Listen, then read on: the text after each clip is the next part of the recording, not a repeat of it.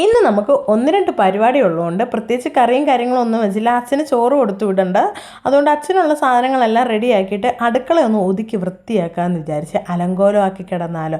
അപ്പോൾ വേസ്റ്റ് പാത്രങ്ങളും പിന്നെ അതുപോലെ താഴെ കിടന്ന കുറച്ച് സാധനങ്ങളും അതെല്ലാം കൂടി എടുത്ത് ഞാൻ അപ്പുറത്തെ അടുക്കളയിലാണ് കൊണ്ടുവെക്കുന്നത്. അവിടെ നിന്നാണ് പാത്രമെല്ലാം കഴുകുന്നത്. ഇവിടുത്തെ വാഷ് ബേസിൻ അത്യാവശ്യങ്ങൾക്ക് മാത്രമേ ഉപയോഗിക്കത്തുള്ളൂ. അടുക്കള നമ്മൾ പാചകം കഴിഞ്ഞ് കഴിഞ്ഞാൽ ഇങ്ങനെ ക്ലീൻ ആക്കി ഇടുകയും ചെയ്യും. അതാക്കിക്കൊണ്ട് നിന്നപ്പോഴാണ് നമ്മുടെ നന്ദപ്പൻ എണ്ണീറ്റ് വരുന്ന വഴി. നന്ദപ്പൻ എണ്ണീറ്റ് കഴിഞ്ഞാൽ ഞാൻ അവളെ എടുത്തുകൊണ്ട് നടക്കണം. കുഞ്ഞിലേ തൊട്ടേ അവളെ എടുത്തുകൊണ്ട് നടക്കുന്നത് കൊണ്ട് ഇപ്പോഴായാലും അവൾ എണ്ണീറ്റ് വന്നാൽ കുറച്ച് നേരം എൻ്റെ തോളെ കിടക്കും. ഞാനിങ്ങനെ കുറച്ച് നേരം ഇങ്ങനെ ആട്ടി ഇരിക്കണേ. അവൾക്കും ഒരു സന്തോഷമാണത്, എനിക്കും ഒരു സന്തോഷമാണ്. അവൾ വന്നു കഴിഞ്ഞാൽ വിളിച്ചുകൊണ്ടാണ് വരുന്നത്, എണ്ണീറ്റ് മുറിയിൽ നിന്ന് ഇറങ്ങി വരുന്നിടം തൊട്ട്. അപ്പോൾ പിന്നെ അവളെ ആട്ടി അവളോട് കുറച്ച് നേരം വർത്തമാനമൊക്കെ സംസാരിച്ചിട്ടാണ് പിന്നെ അവളെ ഞാൻ താഴെ നിർത്തുന്നതും പല്ല് തേപ്പിക്കാൻ പോകുന്നതും ഒക്കെ. അതുവരെ അവളിങ്ങനെ തോളെ കിടക്കും. അവൾക്കാണെങ്കിൽ താഴെ നിൽക്കാൻ വയ്യേ എന്ന് പറഞ്ഞുകൊണ്ട് നിൽക്കുവാണ്. അതിൻ്റെ ഇടയ്ക്ക് അച്ഛൻ വന്നിട്ട് ഒരു ഫോൺ നമ്പർ എഴുതാൻ പറഞ്ഞു. ഞാനാണെങ്കിൽ ആദ്യം വിളിച്ച നമ്പറാണ് എഴുതി, 6 നമ്പറാണെന്നൊന്നും പറഞ്ഞില്ല. കോൾ വന്ന നമ്പർ എഴുതി വെച്ച് പിന്നെയാണ് മനോജ് മാമൻ്റെ നമ്പറാണെന്ന് പറഞ്ഞത്. പിന്നെ മനോജ് മാമൻ്റെ നമ്പർ എഴുതാൻ വേണ്ടി ഞാൻ പോയേ. വേറൊരു മാമന് പറഞ്ഞു കൊടുക്കണം മനോജ് മാമൻ്റെ നമ്പർ. ഞാൻ പിന്നെ ഫോണിൽ നോക്കി മനോജ് മാമൻ്റെ നമ്പർ എടുത്തു. അപ്പോൾ അച്ഛൻ എന്നെ വഴക്ക് പറഞ്ഞുകൊണ്ടിരിക്കുക, നീ 6 നമ്പർ എഴുതി തന്നത്. ഞാൻ പറഞ്ഞാൽ പ്രത്യേകിച്ച് 6 നമ്പർ എഴുതി തരണമെന്ന് പറയാത്തത് കൊണ്ട് കോൾ ഹിസ്റ്ററി ഫസ്റ്റ് കിടന്ന നമ്പർ തന്നെ ഞാൻ എഴുതി വെച്ച്. ഇപ്പോൾ കോൾ വന്ന നമ്പർ അപ്പനോട് പറഞ്ഞാൽ അത് രാജേഷ് മാമന് മനോജ് മാമൻ്റെ നമ്പർ വേണം. നമ്പർ പറഞ്ഞു കൊടുത്തപ്പോഴാണ് മനസ്സിലായത് രാജേഷ് മാമൻ്റെ നമ്പറാണ് രാജേഷ് മാമന് പറഞ്ഞു കൊടുക്കുന്നതെന്ന്. പിന്നെ അച്ഛൻ എന്നെ ചെറുതായിട്ടൊക്കെ ഒന്ന് വഴക്ക് പറഞ്ഞ് ഞാൻ പിന്നെ നന്ദുവിനെ താഴോട്ട് നിർത്തി ഫോൺ നോക്കി മനോജ് മാമൻ്റെ നമ്പർ എഴുതി കൊടുത്തു. അപ്പോൾ പിന്നെ അച്ഛനതൊന്ന് വിളിച്ച് പറഞ്ഞാൽ മതിയല്ലോ. പിന്നെ അച്ഛൻ്റെ വായിരിക്കുന്ന ചെറുതായിട്ടുള്ള വഴക്കൊക്കെ ഞാൻ രാവിലെ തന്നെ കേട്ട്. ഞാൻ ഇന്ന് ആരെയാണോ പണിയേണ്ടത്. അതപ്പനാണെങ്കിൽ അവളെ താഴെ നിർത്തിയ വിഷമത്തിൽ അവൾ നിൽക്കുന്നു. ഞാൻ പറഞ്ഞു ഒന്ന് ചുമ്മാ ഇരിക്കൊച്ച, ഇതൊന്ന് ക്ലിയർ ചെയ്യട്ടെ. അങ്ങനെ നമ്പർ നോക്കിയപ്പോഴാണ് 10 നമ്പറിന് പകരം 9 നമ്പർ എഴുതിയുള്ളൂ. വീണ്ടും ഞാനൊരു നമ്പരും കൂടെ എഴുതി കൊടുത്തിട്ട് എന്തൊക്കെ മണ്ടത്തരങ്ങളാണ് രാവിലെ സംഭവിക്കുന്നത്. രാവിലെ അല്ലേലേ അങ്ങനെ മണ്ടത്തരങ്ങൾ മാത്രമേ സംഭവിക്കാറുള്ളൂ. അത് കഴിഞ്ഞ് വീണ്ടും ഞാൻ നന്ദപ്പനെടുത്ത് അവളെ താഴെ നിർത്തിയത് കൊണ്ട് അവൾക്ക് ഒട്ടും അങ്ങോട്ട് ഇഷ്ടപ്പെടുന്നില്ലെന്ന് തോന്നുന്നു. പിന്നെ ആ പരിപാടിയെല്ലാം കഴിഞ്ഞപ്പോഴത്തേക്ക് അച്ഛൻ എന്തായാലും പോകണമല്ലോ, ചോറെടുത്ത് കൊടുക്കാൻ വേണ്ടി ഞാൻ അടുക്കളയിലോട്ട് വന്ന്. ചോറെടുത്ത് കൊടുക്കാൻ അച്ഛനാണെങ്കിൽ ചോറുതാന്ന് പറഞ്ഞ് ബഹളം വെച്ച്. ഞാൻ പറഞ്ഞ അച്ഛൻ ഞാനത് തട്ടപ്പാത്രത്തിൽ ഓൾറെഡി ആക്കി വെച്ചേക്കുക, അതെടുത്ത് കയ്യിലോട്ട് കൊടുത്താൽ മതി. പിന്നെ അച്ഛൻ തന്നെ അടുക്കളയിലോട്ട് വന്ന് ചോറ് പാത്രമൊക്കെ മേടിച്ചത് എൻ്റെ കയ്യിൽ നിന്ന്. ഞാനാണെങ്കിൽ പറഞ്ഞ് നിറച്ചുകൊണ്ട് കഴിക്കണമെന്നൊക്കെ പറഞ്ഞ്. ഇന്നാണെങ്കിൽ വീടിൻ്റെ താഴത്തെ ദേവികയുടെ കല്യാണമാണ്. അപ്പോൾ അതിന് വേണ്ടിയുള്ള റെഡിയാവലായിരുന്നു. റെഡിയായിട്ട് ഞാൻ സോനു ഉണ്ട്, ഞങ്ങൾ അങ്ങനെ മണ്ഡപത്തിൽ എത്തി, ഓഡിറ്റോറിയത്തിലെത്തിയപ്പോൾ താലികെട്ടൊന്നും കഴിഞ്ഞില്ല, താലി കെട്ടാൻ പോകുന്നേ ഉള്ളായിരുന്നു. അപ്പോൾ അങ്ങനെ താലികെട്ടൊക്കെ അങ്ങനെ അതെല്ലാം കണ്ടുകൊണ്ട് ഇങ്ങനെ ഇരിക്കുകയാണ്. ഈ സ്ക്രീൻ ഉള്ളതുകൊണ്ട് അവിടെ നടക്കുന്ന എല്ലാ കാര്യങ്ങളും നമുക്ക് ഈ സ്ക്രീനിൽ ഇങ്ങനെ കാണാൻ പറ്റും.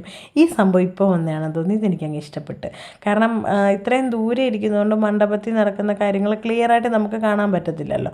ഇത് പിന്നെ അങ്ങനെയല്ല. പിന്നെ ഒരു ഉടുപ്പൊക്കെ കഴിഞ്ഞിട്ട് ഇവിടെ തലേൻ്റെ തലേന്നുള്ള മഞ്ഞൾ കല്യാണമൊക്കെ ഉണ്ടല്ലോ, ആ പ്രോഗ്രാമൊക്കെ ഈ സംഭവത്തിനകത്ത് സ്ക്രീനകത്ത് അവർ ഇട്ടിട്ടുണ്ടായിരുന്നു. നമുക്കതുകൊണ്ട് ബോറടിയില്ല. മണ്ഡപത്തിൽ ആരുമില്ലെങ്കിലും നമുക്കിങ്ങനെ ഈ ഫോട്ടോസൊക്കെ ആൾക്കാരെടുക്കുന്ന സമയത്ത് കണ്ടുകൊണ്ടിരിക്കാൻ വേണ്ടി ഇങ്ങനെ സ്ക്രീനിൽ ഇതൊക്കെ ഇട്ടുകൊണ്ട് നമ്മളതെല്ലാം ഇങ്ങനെ കണ്ടുകൊണ്ടിരിക്കുകയാണേ.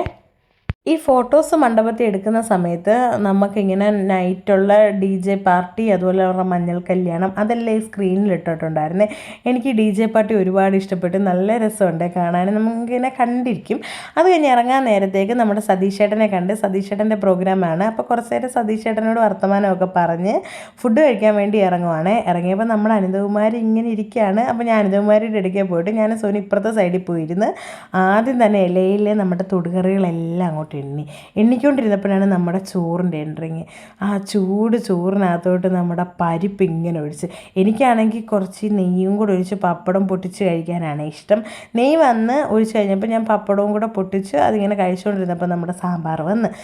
സാമ്പാർ ഇങ്ങനെ കുറച്ച് കഴിച്ചുകൊണ്ട് ആസ്വദിച്ചുകൊണ്ടിരുന്നപ്പോഴാണ് നമ്മുടെ പ്രഥമൻ വരുന്നത്. പ്രഥമൻ ഇങ്ങനെ ചൂടോടൊഴിച്ച്, പ്രഥമൻ ഒഴിച്ചപ്പോൾ തന്നെ നല്ലൊരു മണമായിരുന്നു കേട്ടോ. അതിങ്ങനെ ഒഴിച്ച് കഴിഞ്ഞപ്പോഴത്തേക്ക് നമ്മുടെ നമ്മുടെ പഴവും ബാലൻസ് കുറച്ച് പപ്പടം ഞാൻ എപ്പോഴും മാറ്റി വെക്കും ഈ പ്രഥമൻ്റെ കൂടെ കൂട്ടിക്കുഴച്ച് കഴിക്കാൻ വേണ്ടി. അതിങ്ങനെ കൂട്ടിക്കുഴച്ച് കഴിച്ചുകൊണ്ടിരിക്കുകയാണ് നമ്മുടെ പാൽ പായസവും ബോളിയും കൂടെ വരുന്നത്. എൻ്റെ പൊന്നെ, ഈ പാൽ പായസവും ബോളി ഇപ്പം തന്നെ കൊതി വരുവാണേ. വോയിസ് ഓവർ കൊടുക്കുമ്പോൾ തന്നെ അത്രയും ടേസ്റ്റായിരുന്നു ഈ പാൽ പായസത്തിനും ബോളിക്കും. എൻ്റെ ലൈഫിൽ ഇത്രയും ടേസ്റ്റുള്ളൊരു പാൽ പായസവും ബോളി ഞാൻ കഴിച്ചിട്ടേ ഇല്ല. അത്ര രുചിയായിരുന്നു. എനിക്ക് ഒത്തിരി ഇഷ്ടപ്പെട്ടെന്ന് പറഞ്ഞാൽ അടിപൊളി. അത് കഴിഞ്ഞപ്പോഴത്തേക്ക് നമ്മുടെ പച്ചമോര് വരുന്നത്. എപ്പോഴും പച്ചമോര് എനിക്കിങ്ങനെ കൈ കുഴിച്ച് കുടിക്കാനാണ് ഇഷ്ടം. പിന്നെ പുളിശ്ശേരിയും കൂട്ടി കഴിച്ചിട്ട് നേരെ നമ്മൾ വീട്ടിലോട്ട് പോവുകയാണ്. അപ്പം നമ്മുടെ വീടിൻ്റെ അവിടെ തന്നെ വണ്ടി നിർത്തി തന്ന് അത് കഴിഞ്ഞ് ഞാൻ വീട്ടിൽ ചെന്ന് കഴിഞ്ഞപ്പോൾ 3 മണിയായപ്പോൾ നന്ദുവിനെ വിളിക്കാൻ വേണ്ടി അങ്കനവാടി ചെന്ന്. അവിടെ ആണെങ്കിൽ അവൾ ഭയങ്കര കളിയാണ്. ഞാനോർത്ത് എന്നാൽ കുറച്ച് നേരം കളിക്കട്ടെന്ന്. 3 മണിക്ക് ചെന്നാൽ ഞാൻ 4 മണി കഴിഞ്ഞ് വീട്ടിൽ വരാൻ. വൈകിട്ട് എന്തായാലും റിസപ്ഷൻ ഉള്ളത് കൊണ്ട് ഞാൻ എവളെയും കൊണ്ട് പെട്ടെന്ന് നടന്ന് വീട്ടിലെത്തി.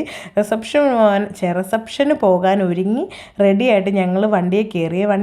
ഞങ്ങൾ അടുത്ത് തന്നെയാണ് ചക്കൻ്റെ വീട്. അവിടെ ചെന്നിറങ്ങി. ചെന്ന പാടെ നമുക്ക് എന്തായാലും വെൽക്കം ഡ്രിങ്ക് കിട്ടുമല്ലോ. അപ്പോൾ ഞങ്ങൾ 2-3 വെൽക്കം ഡ്രിങ്ക് എടുത്ത് എനിക്ക് സോനുവിനും നന്ദുവിനും വേണ്ടി.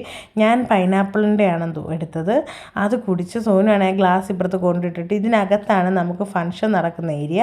ഞങ്ങളങ്ങനെ ഫംഗ്ഷന് വേണ്ടി അവിടെ ചെന്നിരുന്നപ്പോൾ നിഷമാമിയെയും കല്ലുവിനെയും കണ്ട്. അപ്പോൾ ഞങ്ങളെല്ലാവരും കൂടെ ആയിരുന്നു. ഞാൻ, രജനി ആൻറ്റി, അനിത ആൻറ്റി, സുനിയപ്പച്ചി, മാമി, കല്ലു, സോനു, ഇക്കി ആൻറ്റി. അപ്പം നമ്മളെല്ലാവരും കൂടെ ഒരു സൈഡിലായിട്ട് ഇങ്ങനെ ഇരുന്ന്. അപ്പോൾ ബൊഫെ സെറ്റപ്പായിരുന്നു. നല്ല ഫുഡായിരുന്നു കേട്ടോ. ഇവർ കേക്കൊക്കെ കട്ട് ചെയ്തു. കേക്ക് കട്ടിങ് കഴിഞ്ഞ് കുറച്ച് ഫോട്ടോസും കാര്യങ്ങളും എടുത്തു കഴിഞ്ഞിട്ടാണ് നമ്മുടെ ഫുഡിലോട്ട് കടന്നത്. എന്തായാലും എനിക്ക് ഈ റിസപ്ഷൻ ആയാലും അടിപൊളിയാണ്, കല്യാണം ആയാലും നല്ല രസമുണ്ടായിരുന്നു. ഒരുപാട് ഇഷ്ടപ്പെട്ടു. കാരണം എല്ലാ കാര്യങ്ങളും കറക്റ്റായിട്ട് തന്നെയാണ് കൊണ്ടുപോയിരുന്നത്. പിന്നെ കേക്ക് കട്ട് ചെയ്യുന്ന നേരം എല്ലാവരും ഇങ്ങനെ നോക്കുകയാണെങ്കിൽ അവൾ നല്ല സുന്ദരിയായിട്ടുണ്ടായിരുന്നു. ഒരു പർപ്പിൾ കളർ ഒരു ലാച്ച ഗൗണല്ല ആ മോഡൽ. പിന്നെ ഫുഡൊക്കെ എടുത്തുകൊണ്ട് ഞങ്ങൾ കഴിച്ചിട്ട് തിരിച്ച് ഞങ്ങൾ ബസ്സിൽ കയറുവാണ്. അപ്പം തന്നെ രാത്രിയായി. നല്ല ചൂടുണ്ടായിരുന്നു. എൻ്റെ രജനാൻറ്റി ഇരുന്ന് വീശിക്കൊണ്ടിരിക്കുന്നത്. അങ്ങനെ ഞങ്ങൾ ബസ്സിൽ കയറി വീട്ടിലെത്തി. അപ്പോൾ ഇത്രയുള്ളൂ. ബൈ.